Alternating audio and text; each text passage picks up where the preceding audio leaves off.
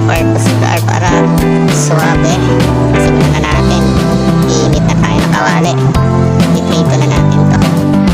Ayan, pag nagpiprito pala tayo, huwag tayong matakot sa kung anong ipiprito natin, lalo na isda.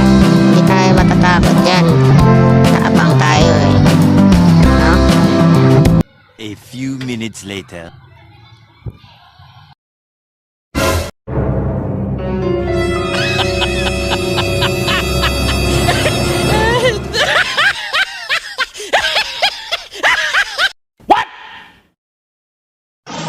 Pero joke lang yun. Kailangan ka talagang mag-jacket, mag-helmet, tsaka mag-gloves. Kasi ang sakit-sakit kaya pag na-anuhan ka ng mantika na nasa katawan mo or sa kahit anong parte ng katawan mo, sakit kaya tatalsikan yung asin. Asin, yung oil pala. Grabe, galing-galing, sumasayaw-sayaw ka pa. Tapang-tapang mo kanina. Eh, naka-jacket, helmet ka pa. May gloves pa. Grabe ka talaga. So, ayan. Ano yung pinakalas natin, no? Skip na tayo.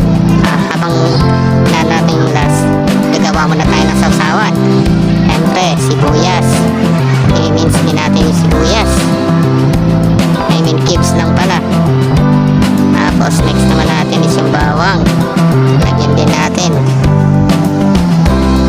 Isatin lang yan, tatanggalin yung balat. And next naman natin is yung siyempre, di mawala ito, kamatis. Pwedeng pang ulam to eh.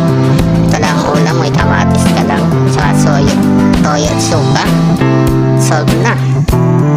Hindi wayawain mo na ng maliliit. Cut slice mo lang. Cut na, slice pa. And syempre, di rin mawawala itong ating kalamansi. Baby, napapaasim sa ating sausawan. Strainer muna natin para isumama yung mga buto-buto. Tapos na asin naman. Tapos paminta. Next naman is yung suka. Medyo maraming suka yung ilalagay natin. Toyo, konti lang. Saktong-sakto lang. Ano? Yan, no? Sabi, sarap na nito. Pwede na pang ulam.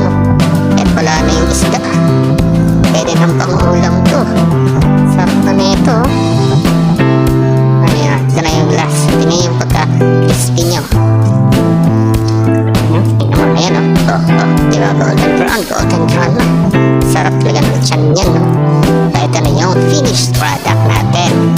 Okay, kakain na tayo, baby. Okay, let's go. Isahan na natin